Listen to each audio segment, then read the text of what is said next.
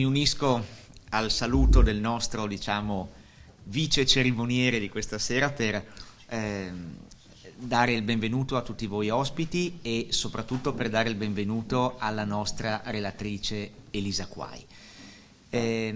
La presenza di Elisa qui questa sera testimonia, a mio modo di vedere, della ricchezza di San Daniele e anche, secondariamente, del nostro Lions Club. Perché? Perché fra i tesori nascosti della nostra San Daniele ci sono persone come Elisa Quai, che sono andate nel mondo a portare la loro competenza, a portare il loro lavoro, che diciamo così non appare immediatamente, non è noto a tutti, è un lavoro silenzioso, è un lavoro diciamo quasi dietro le quinte, no? Delle vicende del mondo, ma è un lavoro in definitiva al servizio della pace tra i popoli, perché non dimentichiamoci che l'agenzia per la quale Elisa Quai lavora è un'agenzia delle Nazioni Unite e le Nazioni Unite sono nate con uno scopo molto preciso, che è quello che vi ho detto.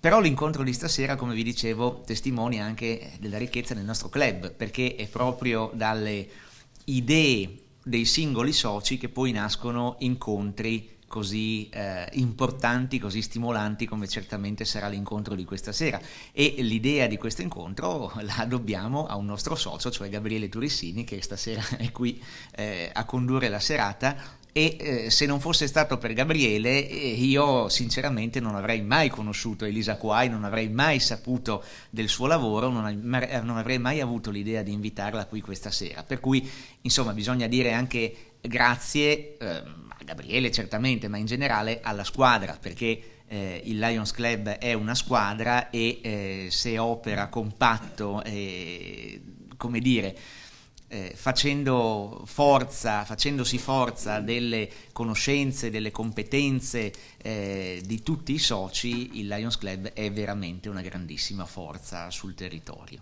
Io ricordo molto velocemente a chi magari conosce un po' meno la realtà del Lions International che il Lions è la più grande associazione di volontariato al mondo, è un'associazione laica, apolitica e come dire totalmente autofinanziata, viene finanziata dai soci e rappresenta diciamo forse l'unica occasione per professionisti, imprenditori, per molte persone di fare volontariato nella loro vita. Il Lions Club opera a livello globale, è presente in oltre 200 paesi del mondo e conta quasi 1,5 milioni di soci nel mondo. Opera in vari settori: l'ambiente, la salute, i giovani, l'istruzione, la cultura e diciamo fra i suoi obiettivi c'è certamente anche quello di promuovere la cultura e la conoscenza e la riflessione su temi di grandissima attualità come quello di cui si parlerà questa sera. L'organizzazione del Lions International è strettamente territoriale e le sue cellule fondamentali sono i club, come il Lions Club di San Daniele, che questa sera, come dire, è lieto ancora una volta di accogliere un ospite così importante. Non voglio rubare altro tempo alla relatrice, per cui lascio immediatamente la parola a Gabriele Turissini per l'introduzione di questa serata. Grazie ancora a Elisa Quai.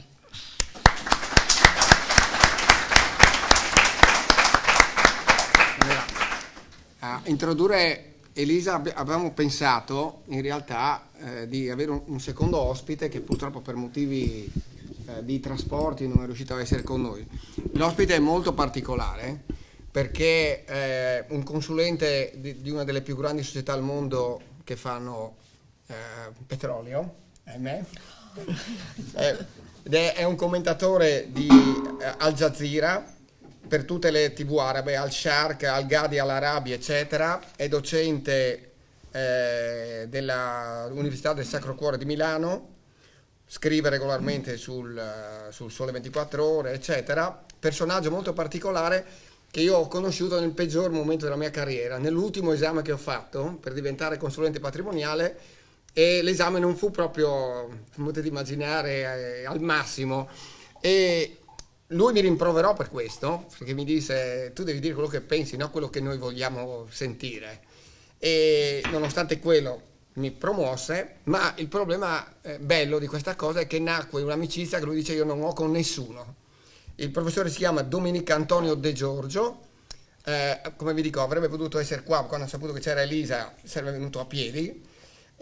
Purtroppo dalla Calabria, come potete immaginare, ci ha mandato un messaggio che io ho condiviso prima col presidente, perché non ho voluto fare le cose. Il presidente dice: ma mi pareva opportuno farlo sentire. Per cui personaggio autorevole, sicuramente una gran bella persona, proprio bella persona. Cari amici, buonasera.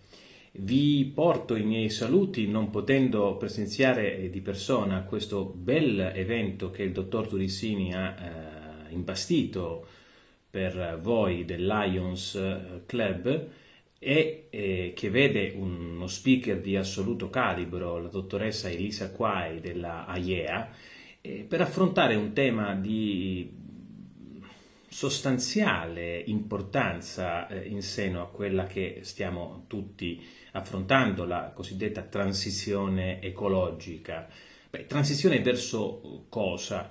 Verso un modello di generazione di energia a livello sistemico che sia meno impattante sugli equilibri di anidride carbonica che a livello planetario determinano in ultima analisi quello che si chiama impatto ed impronta di carbonio attribuibile all'attività umana in seno proprio al nostro abitare, al nostro lavorare, al nostro vivere sul pianeta Terra.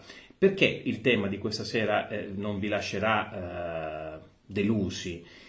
Perché l'energia nucleare da 35 anni, quantomeno in Italia, ma molto più recentemente, per via di alcune scempiaggini, come le definisco io nell'ambito della mia ricerca accademica e professionale sul tema della transizione energetica, dicevo delle scempiaggini normative che sono state varate in seno al cosiddetto regolamento per gli investimenti sostenibili, la cosiddetta tassonomia degli investimenti sostenibili a livello europeo, ha tarpato le ali negli ultimi 10 anni a quello che sotto ogni evidenza è oggi il metodo più sicuro, più geopoliticamente e geostrategicamente difendibile e più sicuro anche dal punto di vista della durevolezza dell'approvvigionamento energetico, mezzo per la generazione di energia elettrica, che è appunto l'energia nucleare. L'Italia si è sciaguratamente allontanata da questa sorgente energetica dopo l'infausto referendum che sull'onda della paura post Chernobyl venne indetto in fretta e furia in metà degli anni '80 in Italia, lasciandoci sostanzialmente in balia di una strutturale carenza di energia elettrica nel nostro paese, tant'è che ancora oggi l'Italia importa una fetta larghissima della propria energia elettrica, ironia del destino, proprio da quella Francia che, grazie ad un sistema vecchiotto e comunque ancora estremamente rilevante in ambito europeo per la generazione di energia elettrica, ecco, questa situazione oggi merita di essere affrontata con pacatezza, con lucidità, senza ideologia e soprattutto affidandoci a chi questa materia da un punto di vista tecnico la maneggia quotidianamente. Io dal canto mio, in punta di sostenibilità economica e finanziaria e di strutturale solidità che questa fonte energetica fornisce, quello che si chiama mix elettrico, di cui il nostro paese è sciaguratamente sprovvisto, ma di cui anche la stessa Germania, in maniera del tutto incomprensibile, negli ultimi 4 anni ha fatto piazza pulita della propria flotta nucleare, proprio in risposta ad un fondamentalismo verde che ha reso il sistema di generazione elettrica tedesco estremamente instabile, troppo sbilanciato sulle sorgenti intermittenti non programmabili, quelle cosiddette rinnovabili, eolico e solare, che hanno, come dimostrato nel mio ultimo studio, generato un potente squilibrio sui prezzi e sulle quantità di energia elettrica, non solo a livello tedesco nell'inverno 2023, 24 e 25, ma addirittura con ramificazioni su tutto il continente europeo. Per cui ritengo che questa serata avrà una quantità enorme di spunti di interesse per voi tutti, e soprattutto la speranza qual è? È che il discorso da qui in avanti riesca ad essere imbastito sulla più solida scienza, sulle più solide evidenze economico-finanziarie, e soprattutto con un obiettivo chiaro, che è quello dell'abbattimento tanto dei componenti inquinanti, quindi della CO2, ma anche di quella creazione di indipendenza geostrategica che al momento purtroppo l'Europa ha perduto. Buon lavoro e spero di rivederci presto. Arrivederci. Ecco, penso che il contributo di Domenico Antonio sia importante per introdurre Elisa. Io ti passo l'HDMI intanto, così uccidiamo il tempo. E come vi ho sommariamente raccontato di Domenico Antonio, Elisa si laurea in fisica nucleare all'Università di Trieste, si specializza in fisica sanitaria all'Università di Bologna, è ricercatrice al Sincrotrone di Trieste sul progetto di mammografia clinica. Dal 2012 è alla IAEA, prima come Radiation Protection Officer, responsabile di progettazione, implementazione e autorizzazione di laboratori per la misura di contaminazione radioattiva. Dal 2014 è team leader di questo stesso team. Dal 2019 al 2021 fa parte del team Quality Management and Performance Monitoring dell'ufficio del segretario esecutivo del Comprehensive Nuclear Ban Treaty Organization. Dal 2021 ad oggi è di nuovo all'IAEA, lo dico in italiano, nel Dipartimento di Salvaguardia, col ruolo di Section Head per Technical Services nella divisione che si occupa dell'implementazione e dello sviluppo della strumentazione usata dagli ispettori in tutto il mondo. Oggi è responsabile per l'intero dipartimento, circa 900 persone sotto di lei, della sicurezza, dell'Equipment Lifecycle Management, del Financial Reporting e per la divisione del Quality Management, Comunicazione e Amministrazione. Grazie Elisa Quai, un bel applauso per introdurla e grazie di averci dedicato il tuo tempo.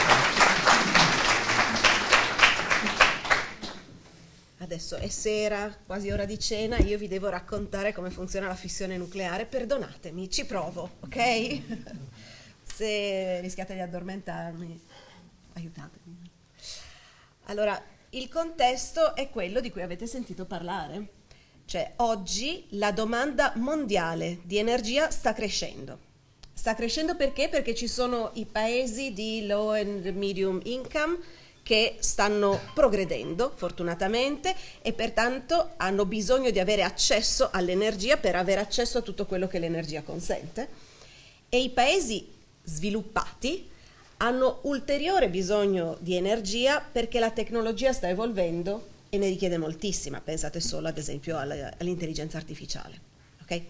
In questo contesto il bisogno di energia sale e c'è un problema globale riconosciuto in cui dobbiamo necessariamente far scendere le emissioni di CO2. Come fare?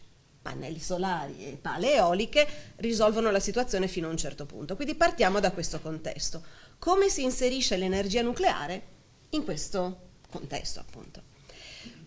Livello mondiale oggi, in realtà i dati che vi fornirò sono relativi al 2024 perché il nostro report per il 2025 non è ancora uscito, per cui questi sono i dati ufficiali 2024.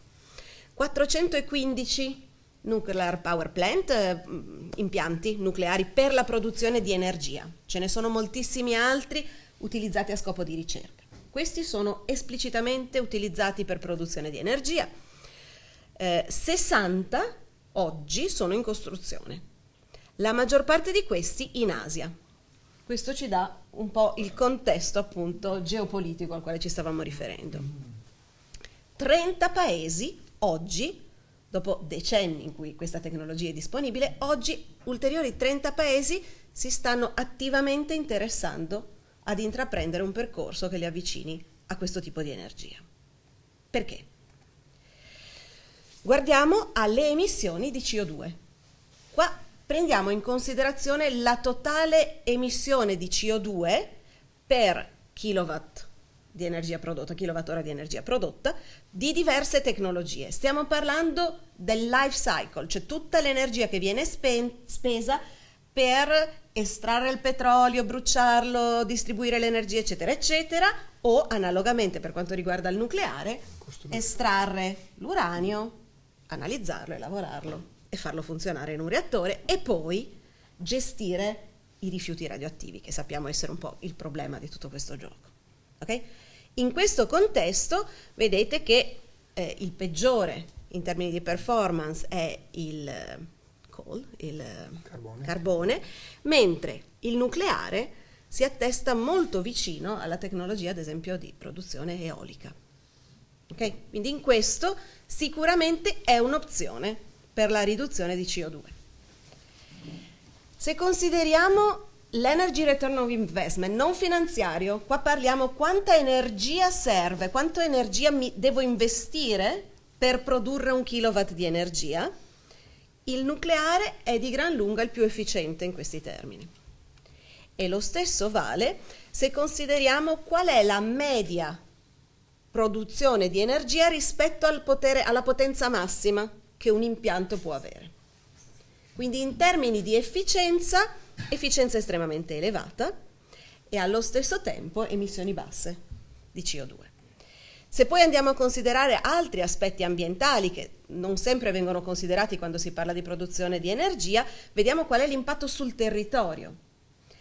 A parità di energia prodotta mi servono 3,5 km, 3 km quadri e mezzo circa per un reattore nucleare, quasi 1000 km quadri per eolico per produrre la stessa quantità di energia.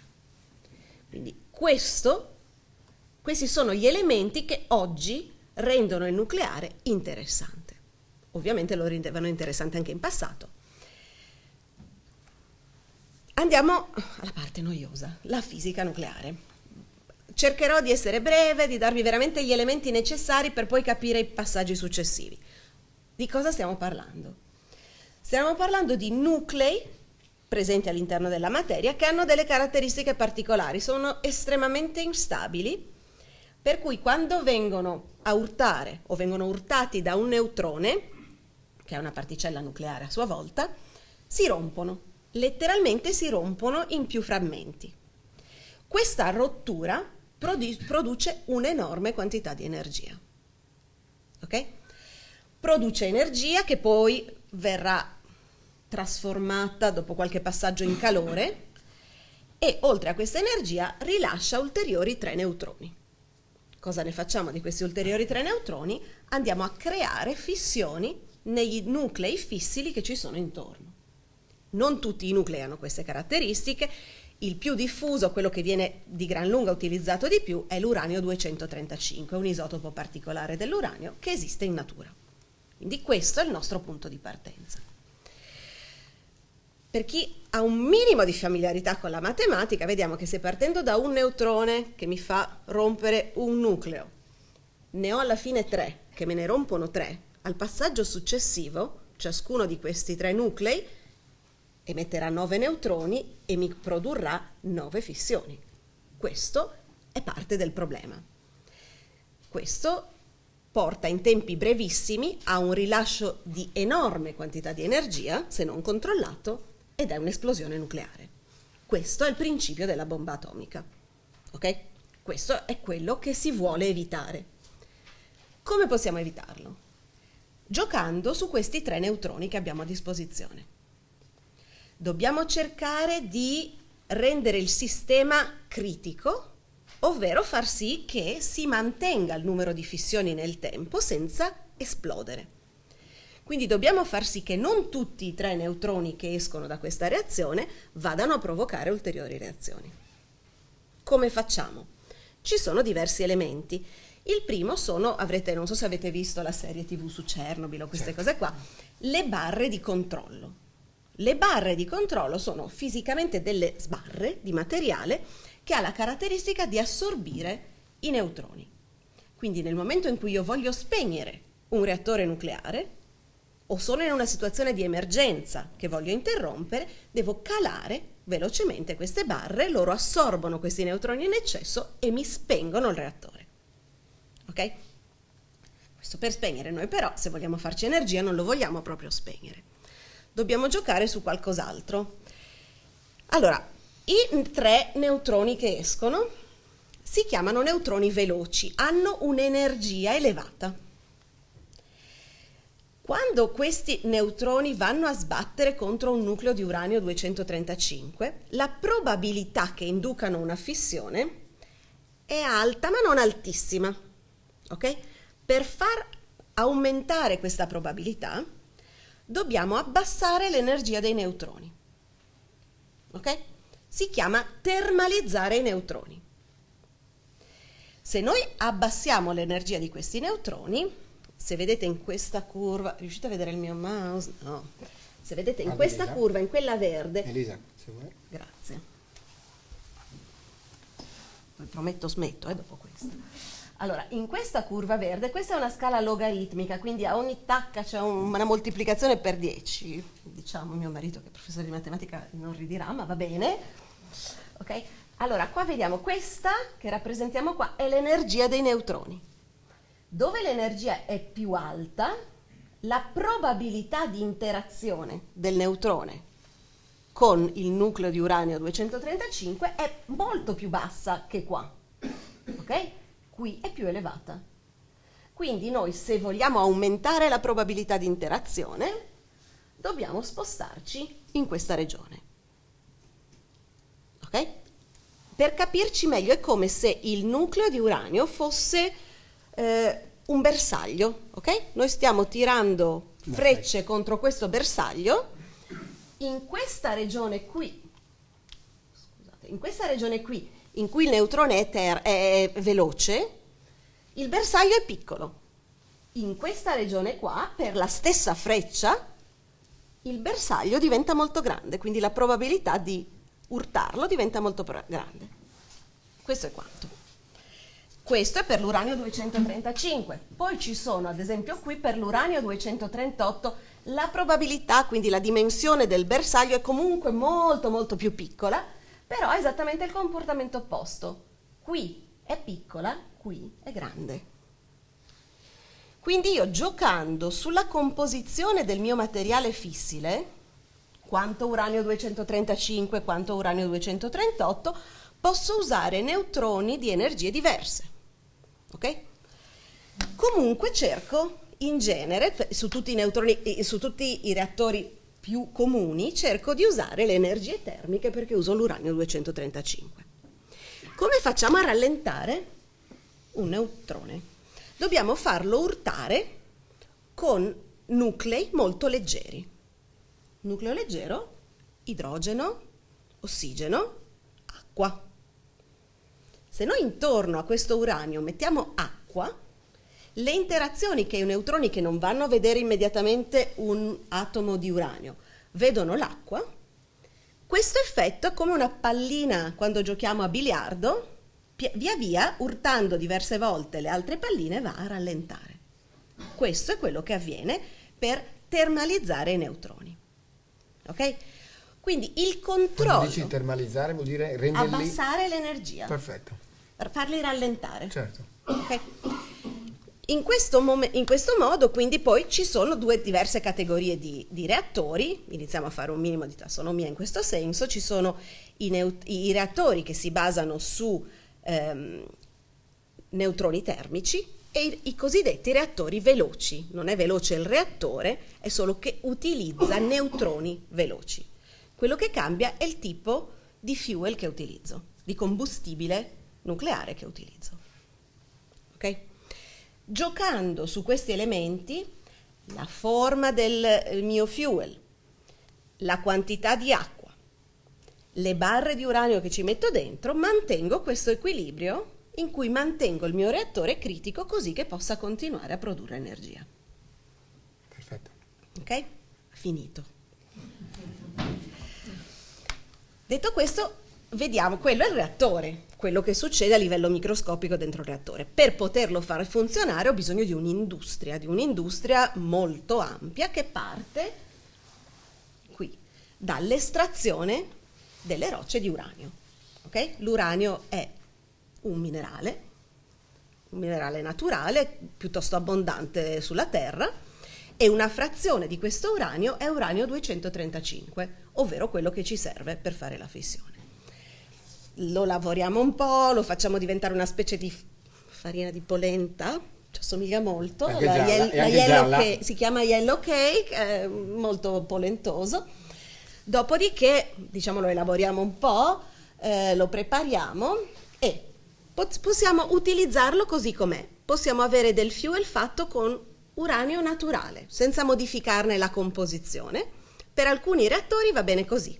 Ripeto, dipende dal gioco di equilibrio di acqua e moderatore e controllo che ci mettiamo. Oppure possiamo arricchirlo. Cosa vuol dire arricchire l'uranio? Vuol dire aumentare dentro a questo materiale la quantità di uranio 235 rispetto a tutto il resto. Ok? Possiamo arricchirlo, ci sono tecnologie molto avanzate che ci consentono di fare quello, dopodiché costruiamo questo combustibile. Ha delle forme, ci sono degli elementi piccoli tipo blocchetti di Lego, l'aspetto è nero. In questo momento non c'è niente di radioattivo. L'uranio, io sono stata vicino a fuel fresco, non c'è nessun problema, non è un rischio per la salute umana. Il problema nasce dopo che quel nucleo si è rotto. Okay? Quindi produciamo il fuel, è un'industria piuttosto importante a livello tecnologico, con sfide tecnologiche significative, dopodiché siamo nel power plant, abbiamo l'impianto di produzione di energia. Questo produce energia, l'energia viene utilizzata, non devo spiegarvi come. Una volta finito quando l'uranio 235 che c'è nel mio combustibile non è più abbastanza per mantenere questa reazione perché l'ho consumato, devo toglierlo e sostituirlo con del fuel fresco. C'è un problema. L'energia che vi ho detto che viene prodotta si produce sotto forma di calore. A questo punto questi elementi sono estremamente radioattivi. Pericolosamente radioattivi, sono la cosa più radioattiva che abbiamo sulla Terra, ok? Ci sono elementi vari che danno grosse problematiche di questo tipo. La cosa però più importante in questo momento è che è caldo. Per anni questa cosa qua continua a produrre e a emettere calore. Quindi viene messa per anni, si parla di 30 anni spesso, in una piscina fatta apposta. In questa piscina, quindi lo spent fuel, viene spostato e lo si lascia letteralmente a raffreddare per un po' di anni. Quando è freddo abbastanza, così che le strutture metalliche che contengono questo uranio non si possano danneggiare ulteriormente, viene passato a quello che è il medium term storage. Cioè, questo è un materiale estremamente radioattivo che deve essere messo in condizioni da minimizzare la possibilità di fughe radioattive, di dispersioni. Ok? No, non sono stata io. C'è un'alternativa. Dentro a questo fuel rimane comunque ancora dell'uranio e col tempo si è creato dentro a quello stesso materiale anche del plutonio. Il plutonio è un altro nucleo che può fare fissione. È un ottimo elemento fissile che non esiste in natura. Si produce dentro a un reattore nucleare. Ok? È interessante la possibilità di estrarre il plutonio e di estrarre la quantità di uranio che è rimasta, riutilizzarli in un ciclo successivo, in genere in un reattore di tipologia diversa. Questa è una delle vie del reprocessing. Dopodiché si toglie la parte buona, l'uranio e il plutonio, tutto il resto altamente radioattivo deve fare la stessa cosa, deve essere accantonato e messo in sicurezza. E da lì riparte il ciclo. Questi sono gli elementi necessari per sostenere l'industria nucleare. Cerco adesso di rassicurarvi un po' su come funziona. Questo è uno schema tipico di un reattore nucleare. Ok? Questo è un pressurized water reactor, ma insomma è uno dei più tipici, dei più diffusi come tecnologia. Che cosa abbiamo? Ecco. Abbiamo, vabbè, magari anche, sì, abbiamo qui il reattore vero e proprio, ok? Questa parte qui, queste sbarre che vedete sono le control rods, le barre di controllo. Qui sotto abbiamo il nostro fuel, qui avviene la nostra fissione, ok? E tutto intorno c'è acqua, acqua per moderare e acqua per raffreddare.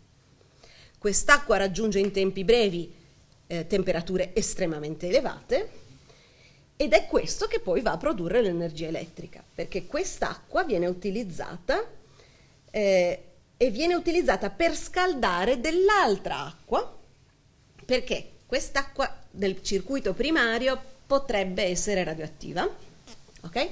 Quindi c'è un ulteriore circuito completamente isolato rispetto al principale, che però si vedono, si toccano, in cui il calore viene trasferito a un circuito secondario.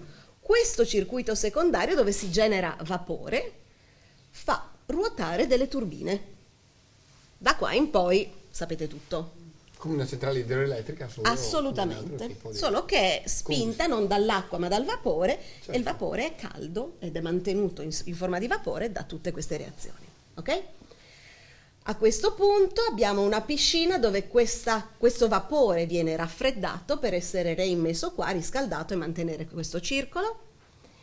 E qui per raffreddare questo circuito secondario, scusate, magari c'ho anche, ecco, per raffreddare questo circuito secondario ho un circuito terziario, un altro circuito d'acqua, acqua che in genere viene prelevata da un fiume e reimmessa in un fiume, per questo i reattori nucleari hanno bisogno di molta acqua nelle vicinanze, di importanti bacini d'acqua nelle vicinanze, perché questo circuito terziario mi fa raffreddare il vapore. Ok? Le torri enormi in cemento che si vedono, che sono veramente un tratto molto caratteristico che tutti vediamo quando vediamo un reattore nucleare, sono questo. E il vapore che esce da lì è il vapore di questo circuito terziario, è di fatto l'acqua del fiume, che prima di tornare nel fiume per non bollire tutti i pesci viene raffreddata. Ok? Quindi questo è separato da 2 livelli rispetto al circuito a contatto col materiale radioattivo. Ok? Perfetto. Tassonomia. Come da quello che vi ho detto potete capire che ci sono diversi tipi di combustibile fossile con diverse combinazioni, low enriched uranium, cioè uranio leggermente arricchito, questo è uno dei più frequentemente utilizzati. A proposito di arricchimento dell'uranio si sente spesso parlare anche nei telegiornali, quando si parla di proliferazione nucleare per scopo militare, scopo bellico, quanto è poco arricchito e quanto è tanto arricchito. Questo fuel qui, il low enriched, è arricchito tra il 2,3 e il 5% di presenza di uranio 235 rispetto a tutti gli altri tipi di uranio. L'uranio naturale, a seconda di dove lo prendete, ha concentrazioni diverse ma più basse rispetto a queste di uranio 235, e sono pochi i reattori che richiedono middle enriched uranium, che è un arricchimento che può raggiungere il 20%. Qualunque cosa arricchita sopra il 20% non è fatta per produrre energia. Ok? Punto. Sì. Motivi diversi, ma non per produzione di energia. Il MOX, spesso quando si parla di produzione di energia nucleare si parla di MOX fuel, è, perdonatemi, una mistura che viene dal reprocessing del fuel utilizzato e include uranio, plutonio e torio. Ok? Questi 3 sono i 3 nuclidi fissili che si considerano. ogni forma di produzione di energia nucleare, ogni proliferazione nucleare bellica si basa su questi 3 elementi. E tra questi l'uranio e il torio sono abbondanti in natura, il plutonio non esiste, viene prodotto solo in una centrale nucleare. Esistono tracce, ma non esiste, ok? Questo è quanto. E adesso parliamo un po' della storia, di come è andata evolvendosi. La storia nucleare ha radici abbastanza lontane, tutto nasce con Fermi, possiamo esserne orgogliosi. L'Italia ha giocato un ruolo veramente importante in tutta questa storia, in questa evoluzione. I primi reattori, i primi prototipi, diciamo che risalgono agli anni 50 e si sono sviluppati per diversi anni questa tecnologia. Dagli anni 70 si è passati alla seconda generazione di reattori, quelli per produzione effettiva di energia, quelli che hanno iniziato a diffondersi a livello globale. Siamo passati dagli anni 2000, nei primi anni 2000 sono stati concepiti e dagli anni 2010 sono effettivamente in funzione reattori di terza generazione. Cosa cambia? La sicurezza, che non è poco. Tra questi reattori di terza generazione rientrano gli SMR, Small Modular Reactors, fanno parte di questa categoria. Si sta già parlando, e non solo parlando, si sta ricercando moltissimo, c'è moltissima attività nello sviluppo di quelli che sono i reattori di quarta generazione. Questi sono reattori fast, quindi non serve termalizzare i neutroni troppo, e che utilizzano un materiale combustibile che ci consente di ridurre tantissimo le scorie radioattive prodotte. Non esistono ancora, se non in fasi di prototipo e di studi precoci, però è la direzione verso la quale ci stiamo muovendo e l'Italia di nuovo sta giocando un ruolo importante in questa fase. Però questi saranno disponibili un po' più a lungo termine, ok? Non ci siamo ancora a livello di produzione energetica importante che possa avere un impatto. Invece tu mi dicevi che gli SMR in realtà sono oggi vicini. Sono vicini. Gli SMR sono vicini, adesso ve li faccio vedere un po' più da vicino. Ah, sì. Qui non vi tedio con questo, sono alcuni, veramente questi sono l'80% dei reattori nel mondo si basano su queste tecnologie, qua vedete un minimo come funzionano, ma c'è sempre questa idea. Seconda generazione. Acqua, sì, acqua che gira, diversi circuiti per evitare di portare fuori la radioattività e facciamo girare turbine, questo è. Arriviamo adesso agli SMR. Gli SMR è il presente. Questa è la tecnologia che ha veramente portato, insieme alla domanda energetica e al problema ambientale di cui abbiamo parlato finora, questa tecnologia è quella che ha portato alla cosiddetta nuclear renaissance. Vi interrompo un attimo, solo perché voi abbiate l'idea che quando al telefono mi ha detto questo acronimo SMR, io per 2 giorni mia moglie vedeva la luce accesa perché io alle 3 cercavo di tutto. Io non ho dormito per una settimana, penso, perché per riuscire a mettere quello che lei mi diceva al telefono, gli WhatsApp che ricevevo e calarli poi, purtroppo io ho una percezione, io ho sete verso le persone che hanno il sapere in mano, letteralmente sono assetato di quello, per cui quando trovo una persona che sa è finita, per lei, perché io continuo a scriverle, ma anche perché io sono dell'idea che sono queste le persone che sono il futuro, il nostro, perché dell'SMA possiamo dire che è il nostro futuro. Speriamo. Sì. Lei mi scrive a un certo punto, in Russia funziona. Questo per darvi un'idea del passaggio che poi per me è stato fondamentale. Prego. Sì, lui credeva ci fossero già e di poterne comprare esatto. uno domani. No, non siamo ancora lì, però ci stiamo lavorando. Cosa hanno gli Small Modular Reactors? Sono piccoli e sono modulari. Nient'altro di nuovo rispetto a quello di cui abbiamo parlato finora. Tutto quello che abbiamo detto fin qua rimane, questi sono più piccoli e più modulari. Cosa vuol dire? Piccoli vuol dire che un reattore nucleare, non so se avete viaggiato, se ne avete visti, sono enormi, deturpano il panorama, ne possiamo parlare, sono impianti grossi,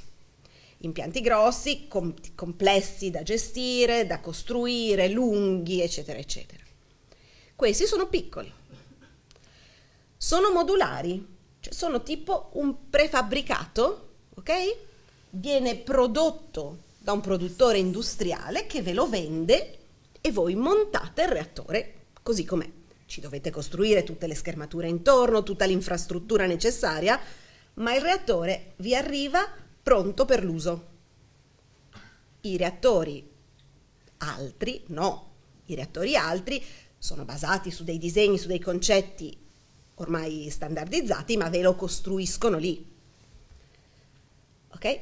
E comunque producono energia. Questa è l'idea. Perché questo è interessante? Costano meno. Finora costruire una centrale nucleare era una cosa impegnativa da un punto di vista economico, solo grossi gruppi industriali, nella maggior parte dei paesi a grossa partecipazione pubblica, potevano affrontare il costo di una cosa del genere. Gli SMR no. Un grosso industriale che dovesse avere un fabbisogno energetico che lo giustifichi può investire in uno di questi cosi. Richiedono tempi di costruzione molto più brevi. Un reattore classico richiede almeno 30 anni tra la fase progettuale e la fase di autorizzazione di collaudo. Almeno. Questi no, sono un prefabbricato. Sono molto flessibili nel loro utilizzo. Cioè non pensate solo al reattore messo lì, attaccato alla griglia e che mi produce energia. Pensate ad esempio a un reattore montato su una nave. Abbiamo un problema di siccità in Sicilia? Chiamiamo questa nave, con questa nave alimentiamo un desalinatore per il tempo in cui c'è la siccità. Dopodiché la nave col suo reattore se ne va. Noi non abbiamo più lo stesso fabbisogno energetico, l'abbiamo gestito con un'installazione di questo tipo. Sono piccoli, questo vuol dire che hanno anche molto meno materiale nucleare dentro. Cosa vuol dire? Scaldano molto meno, quindi serve molta meno acqua per raffreddarli, e se sia mai dovessero avere problemi, la quantità di materiale che possono rilasciare in caso di incidente è molto minore. Quindi l'area eventuale che potrebbe ricevere un impatto da un incidente in questo sito è estremamente più piccola rispetto a quella di una centrale nucleare standard. Mantiene il problema di ridotta produzione di CO2, ma adesso è piccola abbastanza che se io ho una centrale a carbone, elettrica a carbone, in quello stesso sito, nel momento in cui la voglio smantellare, posso pensare di mettere un SMR. Posso affiancarlo a fonti energetiche rinnovabili tipo il solare, tipo l'eolico. Ha tutta una modularità diversa. Ha molta più capillarità. Non ho più bisogno di farne uno in un luogo remoto, lontano dalla città. Posso farlo dove mi serve l'energia, aumentando tra l'altro l'efficienza nel trasporto. Questo è un po' una ripetizione. Per questi motivi, questo è il livello di interesse che noi vediamo in questa tecnologia. Come vi hanno detto i relatori prima, io lavoro all'Agenzia delle Nazioni Unite per l'energia atomica, quindi abbiamo un buon punto di osservazione a livello globale rispetto a questo. Qua vi mostro qual è il trend nel numero di pubblicazioni relative agli SMR e quant'è il numero di paesi che prima non avevano dimostrato interesse alla tecnologia nucleare per la produzione energetica e che adesso lo sviluppano. Non so cosa fate voi, ma sono veramente poche le industrie e i contesti in cui noi vediamo nell'arco di 5 anni, qua si parla di 5 anni, un interesse crescere in questo modo. Un interesse, non siamo ancora in una fase implementativa, perché ancora questi reattori esistono come prototipi, ok? Ma siamo veramente vicini. Tu un giorno mi hai mandato il report, quello che faceva il report su tutta la situazione degli SMR nel mondo. Io leggo il report, poi la chiamo e la conclusione di questo ragionamento era: stanno arrivando una dimensione di finanziamenti mai vista prima in questo segmento. Perché? Perché la ricerca, come al solito, è l'ultimo step, quello che costa di più, no? Per renderla operativa. Adesso ci sono un numero incredibile di compagnie private che stanno sviluppando questa tecnologia, per cui ce ne sono tanti e sono plausibilmente tutti possono avere un futuro realistico a breve. A breve si parla nell'arco di 5 anni, 10, lui ripeto era convinto ci fossero già, ce ne sono in funzione, non ancora vendibili, ok? Però ci sono e funzionano. Anche qui c'è un assortimento di diverse tecnologie, si parla di SMR anche quando si parla di quei reattori di quarta generazione spesso. Io qua mi sono focalizzata solo su quelli di terza, gli altri sono ancora più complicati, anch'io non sono competente per parlarne, ok? Gli serve veramente un ingegnere nucleare che segue queste cose quotidianamente per poterlo gestire. Qua avete una serie di riferimenti in cui queste sono le pubblicazioni ufficiali della mia organizzazione su queste materie. E passiamo adesso alla mia organizzazione. Tutto quello che avete visto c'è un enorme potenziale di utilizzo, sì, questo è il mio direttore generale, Raffaele Mariano Grossi, che adesso sì. L'agenzia per la quale lavoro ha la funzione, proprio il mandato, di promuovere a livello globale l'utilizzo della tecnologia nucleare per scopo pacifico. Ok? Siamo tanti, abbiamo 180 stati membri, oltre 2500 staff provenienti da oltre 100 paesi. Il quartier generale è a Vienna, ma abbiamo laboratori a Cybersdorf, che è un paesino poco fuori Vienna, ne abbiamo a Monaco, il Principato di Monaco. Abbiamo degli uffici regionali a Tokyo e a Toronto e poi dei liaison officer nelle sedi maggiori delle Nazioni Unite, quindi a New York e a Ginevra.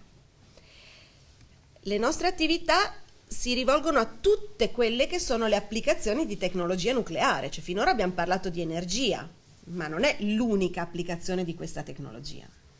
Anche da quello che vi ha raccontato Gabriele del mio passato, io ho lavorato utilizzando questa tecnologia in medicina, ad esempio, in ricerca industriale. Viene utilizzata, queste tecnologie possono essere utilizzate nell'ambito dell'agricoltura per produrre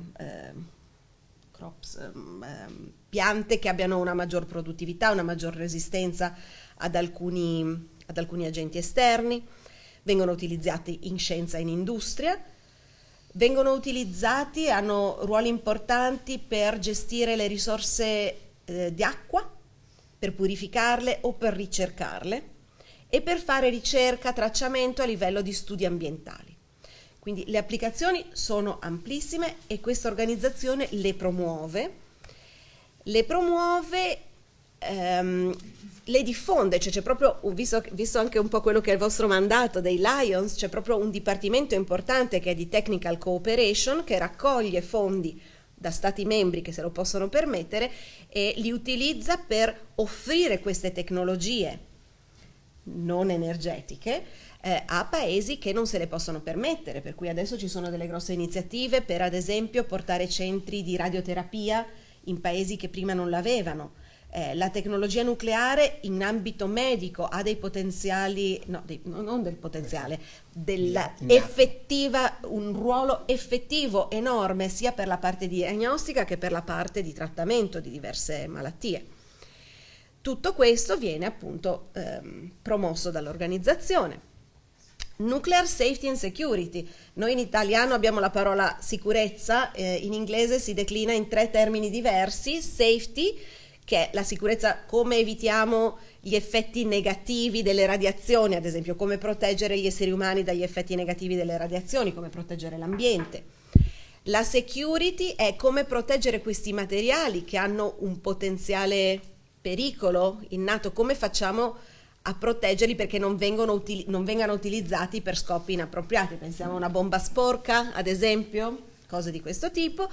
E poi c'è la salvaguardia, che è quello di cui mi occupo io. La salvaguardia è un intero dipartimento, il dipartimento più grande dell'organizzazione, e di cosa si occupa? Si occupa di questo grosso dilemma. Ci sono molti utilizzi civili pacifici della tecnologia nucleare, ma c'è anche un possibile utilizzo che pacifico non è, ed è la proliferazione nucleare. La nostra organizzazione, in particolare il Dipartimento di Salvaguardia, ha la funzione di assicurarsi che questo non avvenga. In che contesto lo fa? Il contesto legislativo è quello del Trattato di non proliferazione nucleare. È un trattato che è stato aperto, di fatto è stato lanciato nel 68 ed è entrato effettivamente in forza nel 1970. Lo firmano i 5 paesi che all'epoca erano già potenze nucleari, ovvero i 5 membri permanenti del Consiglio di sicurezza dell'ONU: Stati Uniti, Inghilterra, Russia, Cina e Francia. Questi paesi hanno, al momento della firma e dell'entrata in vigore del trattato, hanno armi nucleari e comunque lo firmano impegnandosi a sostenere un'organizzazione che verifica che altri paesi non li sviluppino. Ok? È già qualcosa. Tutti gli altri paesi firmatari si sono impegnati formalmente di fronte alla comunità internazionale a non proliferare, a non sviluppare arsenali di armi atomiche. Ok? Questo è un impegno generale. Come facciamo a crederci? Ok? Il modo in cui ci crediamo è attraverso un organo di sorveglianza. Tutta quest'idea, questo concetto del trattato di non proliferazione nasce da un discorso fatto dal presidente Eisenhower nel 1953. Erano recenti fatti e tristemente evidenti gli effetti negativi che erano stati osservati dopo l'utilizzo delle prime 2 bombe atomiche ad Hiroshima e Nagasaki, e quindi ci fu una forte presa di coscienza non solo tra gli scienziati ma a livello politico globale che questa era una tecnologia che doveva essere controllata in modo importante. Per questo nel 1957 viene istituita questa agenzia, il cui proprio mandato, cioè se leggete che cos'è l'agenzia, promuove l'utilizzo pacifico delle tecnologie nucleari. E parte di questo statuto è stabilire e amministrare la cosiddetta salvaguardia. Salvaguardia prevede che i Paesi membri del Trattato di non proliferazione nucleare firmano un contratto con la nostra organizzazione che ci dà accesso a tutti i loro siti nucleari e la possibilità di effettuare misure concrete, di prendere campioni di materiali, di fare misure, di installare telecamere, di sapere cosa loro fanno in ogni momento in quelle centrali. Una prima importante sfida è stata quando all'agenzia è stato dato il compito di investigare se l'Iraq avesse un programma nucleare in corso. Ok? Lo studio che è stato effettuato, cioè le attività che sono state portate avanti in questo contesto hanno portato a un passo ulteriore della salvaguardia. Ci ha consentito di avere accesso non solo alla valutazione dei siti che i paesi dichiaravano, ma a iniziare a considerare anche possibili attività che non erano dichiarate alla nostra organizzazione. Questo ha portato a questo additional protocol che ci consente accesso non solo ai siti nucleari dichiarati dallo Stato membro, ma a siti in cui noi sospettiamo o semplicemente chiediamo di avere accesso che non sono dichiarati dallo Stato. Di nuovo questo è un trattato legale, un contratto legale che ogni Stato membro ha firmato con la nostra organizzazione. Cioè accettando le regole del gioco. Certo. È abbastanza unico che ci sia un'organizzazione che ha accesso fisico a tutte le centrali nucleari del mondo per verificarlo. Oggi abbiamo potuto integrare tutta una serie di informazioni molto più ampie, abbiamo non solo l'accesso, abbiamo un accesso a siti che possono non essere dichiarati, utilizziamo una varietà di informazioni, immagini satellitari, immagini da open source data e cose di questo tipo, per farci un'idea del profilo di rischio in termini di proliferazione di un paese, e in base a questo bilanciamo la quantità di attività necessarie per i nostri ispettori per concludere, per rassicurare la comunità internazionale che in quel paese ci sono o non ci sono attività di proliferazione nucleare. Questo potrebbe essere noioso, ma ve lo dico perché ci sono 3 tipi di contratto che questi paesi possono firmare con noi. Quello più diffuso è l'INFCIRC 153, per cui tutto il materiale nucleare in tutte le attività pacifiche è dentro lo Stato, è sotto salvaguardia. Ci sono 183 Stati che hanno firmato questo tipo di contratto con noi. 3 Stati sono in salvaguardia sotto l'egida dell'INFCIRC 66. Questi paesi non hanno firmato il trattato di non proliferazione nucleare. Ok? Sono Pakistan, India e Israele.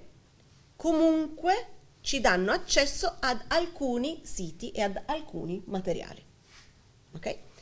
Gli altri 5 che vedete qua sono i nuclear weapon states, cioè i paesi che al momento di entrata in vigore del trattato avevano già le armi atomiche. Anche questi paesi hanno una parziale salvaguardia, ovviamente molto più limitata. Loro proliferano, lo si sa, la comunità internazionale lo sa, ma ci danno comunque accesso ad alcuni siti. Ad esempio, quando hanno iniziative in cui si impegnano a ridurre il numero di testate che hanno a disposizione, noi possiamo avere accesso ad alcuni di questi siti e verificare. Oppure ci danno informazione nel momento in cui esportano della tecnologia nucleare, dei materiali, a paesi che invece sono sotto l'egida dell'INFCIRC 153. Okay? Questo ci dà accesso, diciamo i diversi trattati ci danno accesso alla possibilità di diversione, cioè ho del materiale nucleare e una parte di questo materiale nucleare, senza dirvelo, lo metto da parte e lo uso per fare le bombe. Ok? Misuse, dico che utilizzo una facility, ad esempio per l'arricchimento o per il reprocessing, per formare quel materiale MOX di cui parlavamo prima. Quella tecnologia mi consente di estrarre plutonio e uranio. Ok? Posso dire lo utilizzo per un programma di energia, di produzione di energia, mentre lo utilizzo in realtà per avere materiali per una proliferazione nucleare. Oppure undeclared activities, ci sono dei siti in cui faccio attività nucleari e non lo dico a nessuno. Questo trattato ha degli elementi che ci consentono di agire su queste 3 dimensioni. Il trattato INFCIRC 66 ci dà solo la possibilità di valutare diversione e misuse, non undeclared activities. Per i paesi ci dicono solo un'informazione molto più limitata, cioè, non ci sono appunto passi indietro rispetto al loro arsenale nucleare che loro dichiarano e non implementano, diciamo, c'è qualcosa di questo tipo. Okay? Cosa vuol dire questo in termini concreti? Implementiamo salvaguardia in 190 stati, 143 di questi paesi hanno l'additional protocol, che quindi ci dà accesso anche a siti non dichiarati. Abbiamo accesso regolarmente a quasi 1400 facilities nucleari. Facility non è solo la centrale nucleare. Quando vi ho mostrato tutto il life cycle, più o meno in tutte quelle fasi noi dobbiamo essere presenti. Okay? Quindi non è solo la centrale, ma è tutta l'industria nucleare intorno. La quantità di materiale che noi salvaguardiamo consentirebbe la produzione di circa 240.000 testate nucleari. Cioè una significant quantity è quella che noi consideriamo come l'elemento minimo, la quantità minima di materiale nucleare che consentirebbe la produzione di una bomba atomica.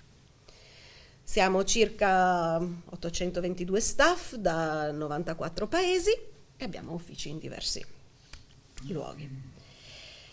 Come facciamo la salvaguardia? Utilizziamo campioni, raccogliamo campioni di materiale nel campo che poi analizziamo nei nostri laboratori.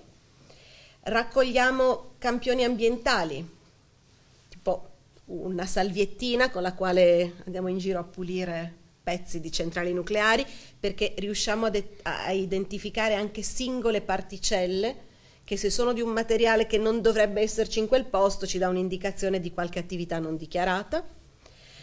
Abbiamo un numero considerevole di telecamere installate, quindi noi effettivamente monitoriamo quello che succede dentro alle facilities. Abbiamo dei sigilli, quando sappiamo cosa c'è in termini di materiale nucleare in un barile, lo chiudiamo, lo sigilliamo, in modo tale che se qualcuno accede a quel materiale, lo apre, noi ce ne rendiamo conto perché quel sigillo non è più intatto. Abbiamo quasi 170 di questi sistemi, sono connessi da remoto con i nostri headquarters, e i nostri ispettori fanno oltre 3.000 accessi a facility nucleari ogni anno, spendendo quasi 15.000 giorni complessivi in questi istituti. Se pensiamo alla salvaguardia, quindi al rischio di proliferazione nucleare associato agli SMR, il mio entusiasmo che vi ho mostrato prima inizia un po' a calare, perché per noi è più o meno un incubo fare salvaguardia sugli SMR. Perché? Perché a parità di energia prodotta avremo molti più reattori da controllare. Tendenzialmente saranno in molte più in posti diversi, possono muoversi da un posto all'altro, ok? Possono essere installati in un'isola remota, alla quale qualcuno dei nostri colleghi dovrà andare a fare le nostre ispezioni. Questo complica significativamente le nostre attività. Inoltre la quantità di materiale è meno, ma questo vuol dire anche che va ricambiato più spesso, e per noi lo spent fuel, quindi il lato di trasferimento di questo materiale fuori dal reattore, implica un grosso carico di lavoro per noi. Quindi in questo senso stiamo puntando moltissimo, e nella nostra posizione l'organizzazione se lo può consentire, di spingere veramente per avere questo concetto di safeguard by design. Cioè c'è una forte raccomandazione a tutti gli sviluppatori di questa tecnologia di contattarci presto, così che nella fase di progetto di questi reattori, che sono appunto dei prefabbricati fatti tutti uguali, se in questo prefabbricato ci sono gli elementi necessari che consentono a noi di effettuare la salvaguardia, sarà molto più facile per noi fare il nostro lavoro, ma sarà anche molto più facile per loro venderli.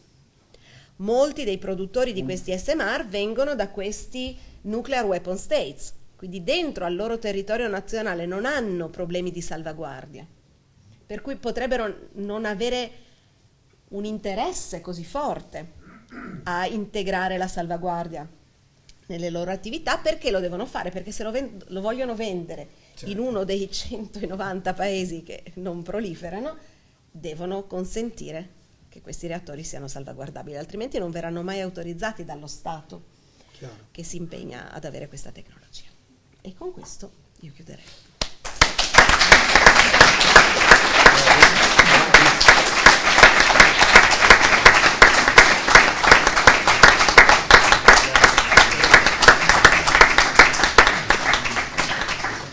Rubo la parola un attimo a Matteo per dire, sono veramente, a parte l'interesse della materia, no? Sei brava, sei veramente brava. Grazie. Sei veramente brava. E fare un altro applauso a Elisa perché è veramente brava.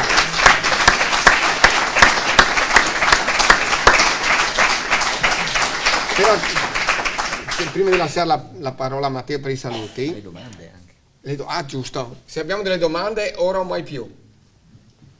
Attenzione, perché dopo io potrei filtrarle, vi avverto. No, dico seriamente, perché abbiamo dei limiti che dobbiamo assolutamente mantenere per clearance sua. Beh, posso dire che Sì, alcune domande non posso rispondere, certamente. Prego. Antonella. Beh, io innanzitutto vi ringrazio tutti gli attori che hanno organizzato questa serata, perché era da mo' che l'aspettavo, e quando Gabriele mi ha detto sono veramente rimasta felice.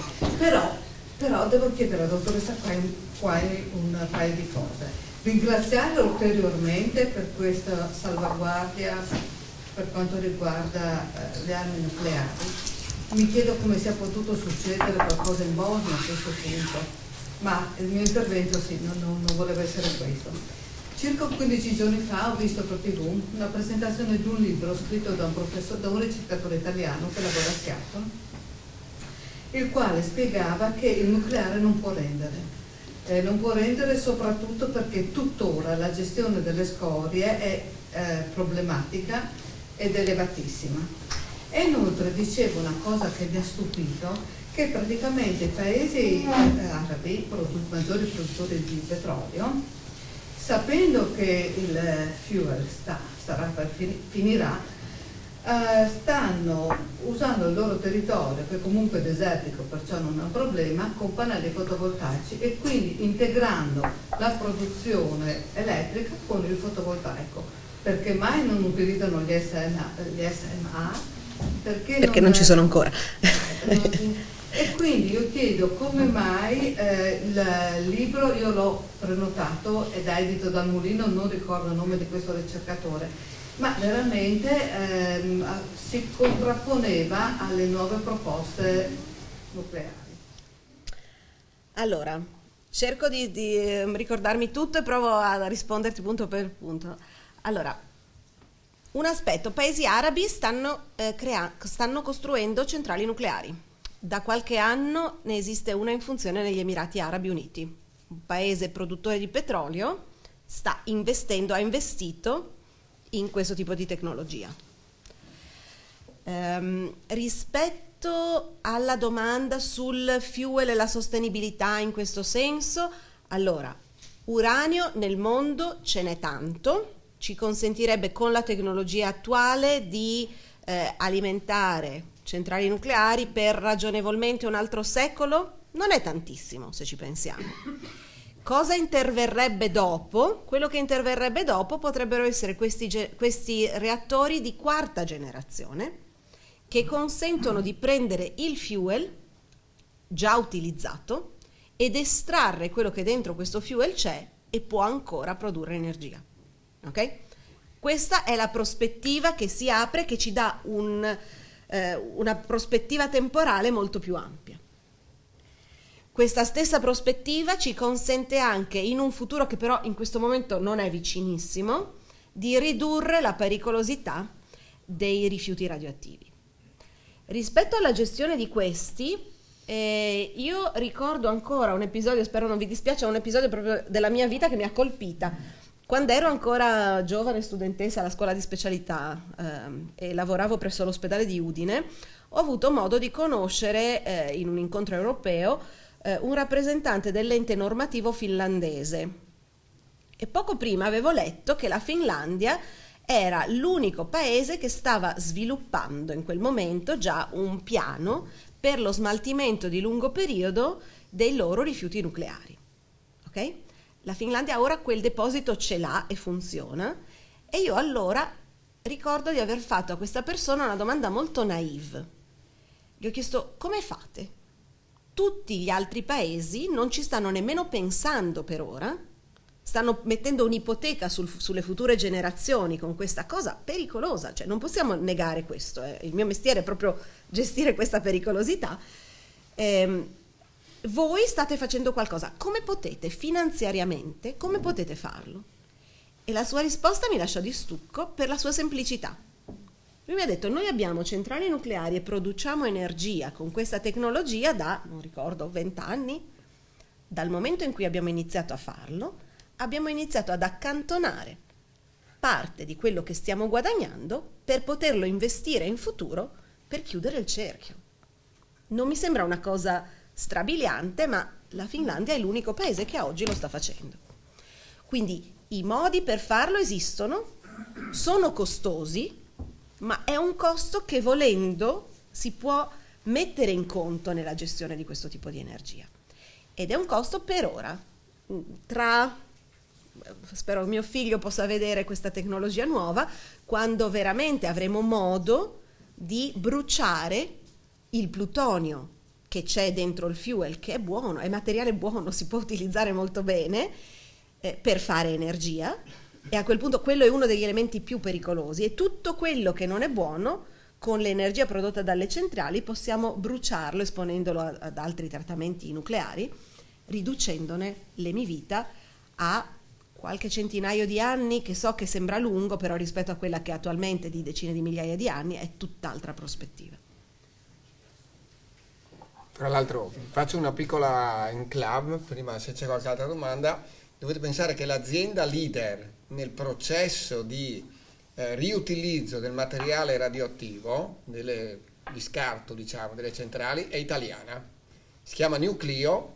Tra l'altro io a Elisa ho scritto, li hai sentiti nominare eccetera, ma sono andato a un ricevimento in ambasciata dove c'erano anche questi signori qua.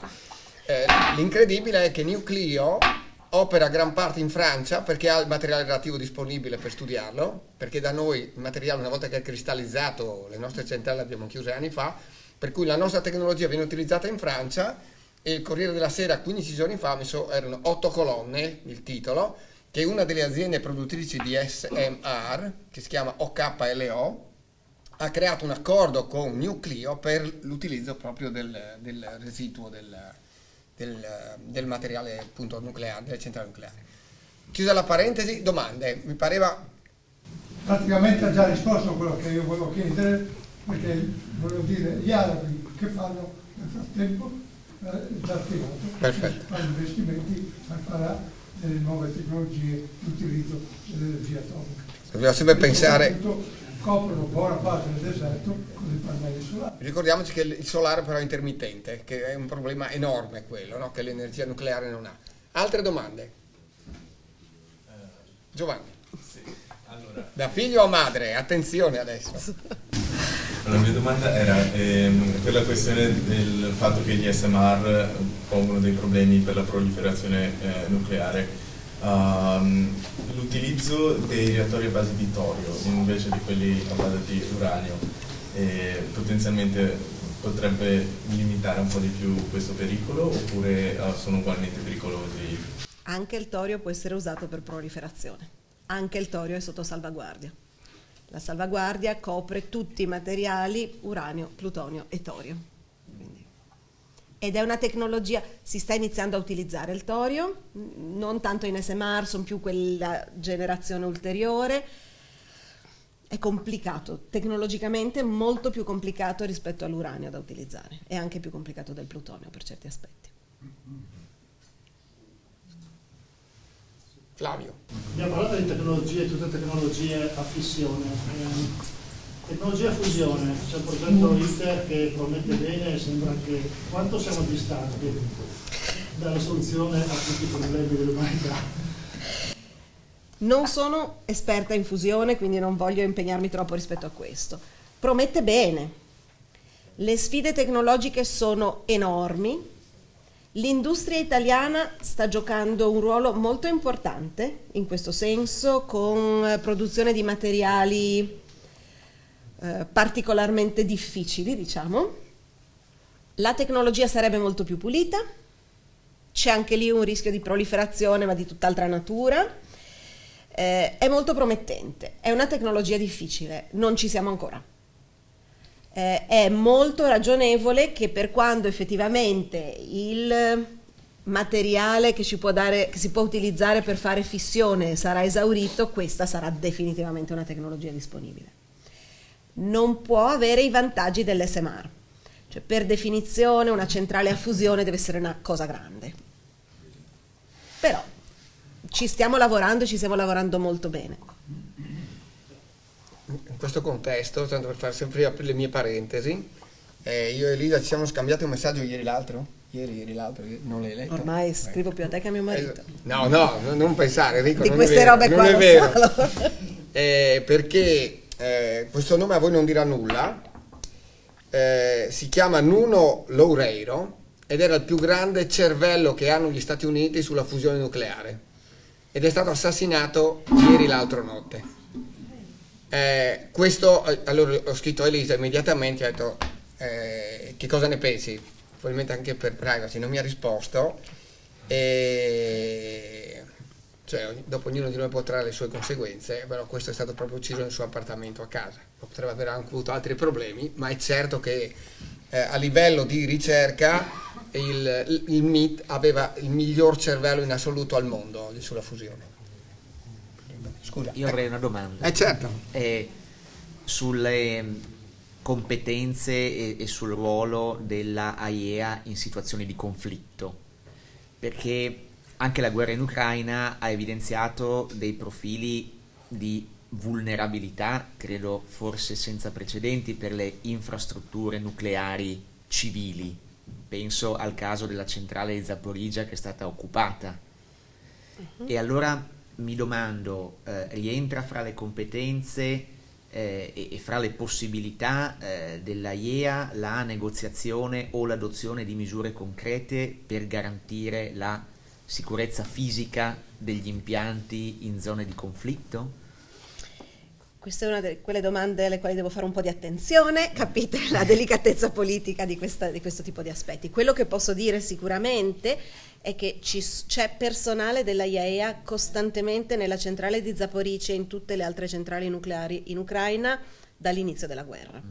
Il nostro direttore generale ha avuto numerosi, frequenti e utili incontri con i leader di entrambi i paesi nel conflitto. L'organizzazione ha molto presto, dopo l'inizio del conflitto, rilasciato una dichiarazione di quali fossero i punti imprescindibili per garantire la sicurezza di una centrale nucleare in zona di guerra, e basati solo sulla tecnica e sulla scienza, su nessuna considerazione politica. Non c'è mai stato uno schieramento dell'organizzazione di natura politica, siamo un'organizzazione tecnica. In quanto organizzazione tecnica abbiamo detto queste cose non sono compromissibili. Alcune sono state compromesse, noi ci siamo. La cosa importante è che noi ci siamo. Abbiamo ispettori lì ora. Grazie.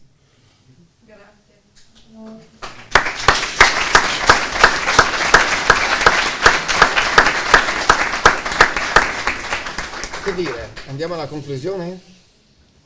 Ti faccio una sola riflessione per andare a chiudere. Allora, in realtà io tra i libri letti c'era questo libro di Václav Smil che parla di energia in genere, no? E quando lui ha scritto questo capitale, lui è un fanatico delle turbine a gas, per capirci, no? Lui dice che la chiave di accesso per il futuro dell'energia non è il fotovoltaico, non è l'eolico, è questo. Su quello che riguardava l'energia elettronucleare diceva: l'era della produzione di energia elettronucleare ebbe inizio il 17 ottobre del 1956, quando la regina Elisabetta mise in funzione la centrale di Calder Hall sulla costa nord-ovest dell'Inghilterra. 70 anni, ne ho aggiunti 10 perché qui ha scritto 60, ma sono 70 ormai, sono abbastanza per esprimere un giudizio sulla tecnologia in questione, e la mia valutazione non è migliorata rispetto a quella espressa 10 anni fa. E lui la definisce un fallimento di successo. Tu cosa gli risponderesti? Non avevo ancora visto gli SMR quando ho scritto questo. Perfetto. Forza gli SMR. Grazie Elisa, grazie. Beh, che dire, insomma, fantastica questa serata veramente, perché insomma penso siano davvero poche le occasioni per conoscere così da vicino un fenomeno tanto importante, una realtà tanto importante e così cruciale, no? Per il futuro del mondo. Quindi davvero non posso che unirmi ai ringraziamenti per la nostra fantastica relatrice, e grazie per essere stata nostra ospite, e spero che tu possa tornare in futuro a raccontarci magari qualcos'altro del tuo lavoro, della tua esperienza. Per cui davvero grazie a nome del nostro club, è stato un onore averti come ospite, e un piccolo segno, diciamo così, della nostra gratitudine: vorrei consegnarti il guidoncino del nostro club. Eccoci. Grazie. E poi un piccolo omaggio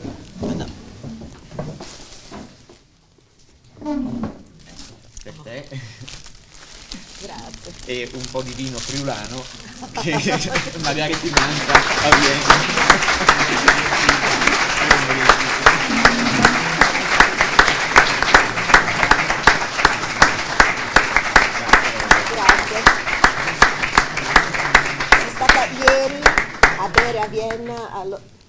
adesso vi racconto questo, i Lions di Vienna organizzano uno dei migliori stand che fa il punch durante i mercatini di Natale. Ieri ero lì con tutta la mia sezione, quindi oggi mi sento molto Lions. Molto caro. Grazie ancora, grazie a tutti, grazie per l'attenzione.